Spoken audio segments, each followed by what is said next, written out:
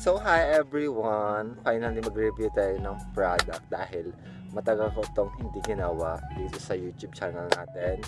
Then nakasitch na yung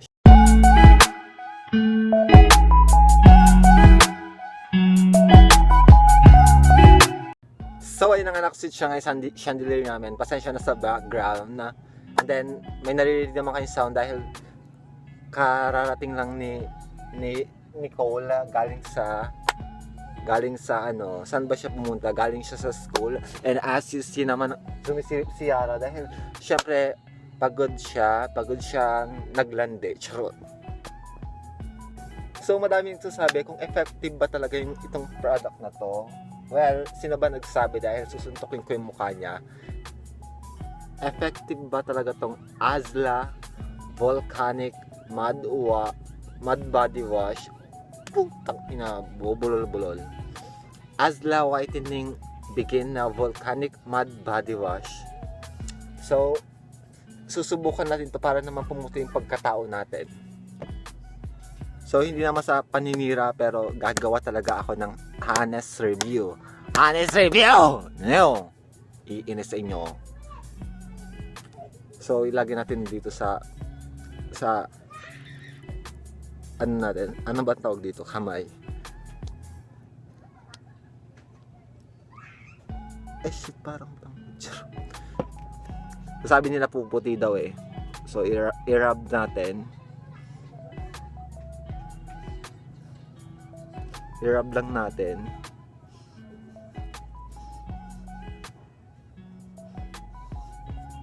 Pero in fairness, mabango siya. I-rub lang natin!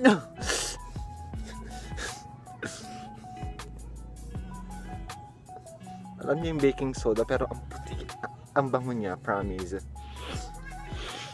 Ang bango. So gagawin ko sana to sa CR kaso lang baka makita niyo yung mga Dragon Ball. Charot. So mabango siya and then sabi nila is pampaputi daw to pero una mo dapat lagyan yung singit mo dahil ang itim-itim. Bakit sa katawan mo kagad? Dapat sa singit mo, sa puwet mo ilagay ito. Nakakainis. Doon kayo. So ano sasabihin mo about sa product na to?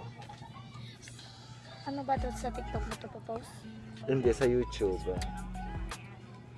So guys, bili na kayo. Ano po? Pangpaputi po to. First of all, lagyan nyo yung singit nyo guys. Singit nyo. Talagang Kasing itim ng guba guys, guba.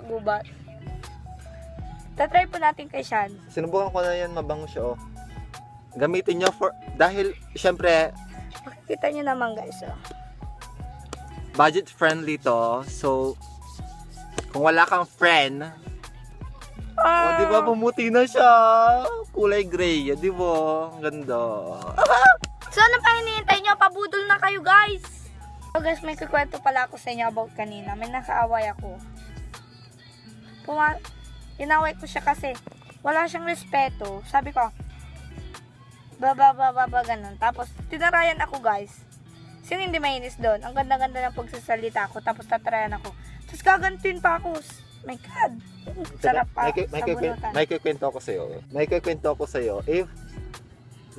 If niregaluhan ka ng engagement ring na worth $299, tatanggapin mo ba? Ang sagot ko, hindi ko masasabi kasi magagalit ang mga kuya ko. Oo, syempre magagalit kami. Pero pag tatanungin mo sa akin yan, siguro. Kung sakaling pwede na ako yung parang tapos ko na lahat ng yung nagkaroon na ako ng trabaho, ganun. Yes! Kasi wala namang halaga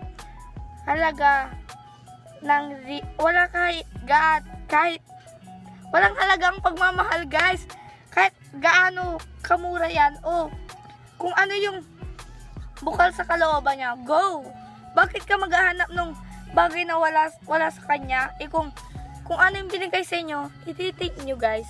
Kasi yung iniisip nila Wag puro ganito guys. Lang kasing iniisip nila kapag re-regalan sila ng engagement ring na worth $299, parang sinasabi nila na parang nire-reflect nila sa pagkatao nila na ganun lang ba yung worth nila, 299 pesos lang ba yun? Guys, Basta magigets ganon. nyo naman yan kung sakaling kung mahal nyo yung isang tao. Siyempre bibigyan nyo, Magigets nyo yan. Hindi, kahit sabihin natin, ba't mo ibabase sa sarili mo yan? Nasa sa'yo yan kung mahal mo ba talaga. Handa mong tanggapin kung gaano kamura yan. Hindi yung pangungunahan mo. so matatanggap mo ba dahil magbibigyan siya sa akin ng engagement ring? Yes, I'm so happy for you, my God. bayaw. Tantan. I'm so happy for you, Tantan. So, mag-propose ka na sa kanya. Thumbnail.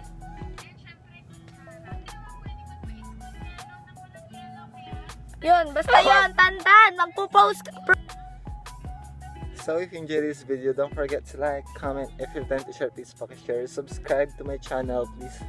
Don't forget to click the notification of more latest uploaded videos. Pagod na ako sa panoorin nito ha. Keep safe everyone. See you to my next video. Bye!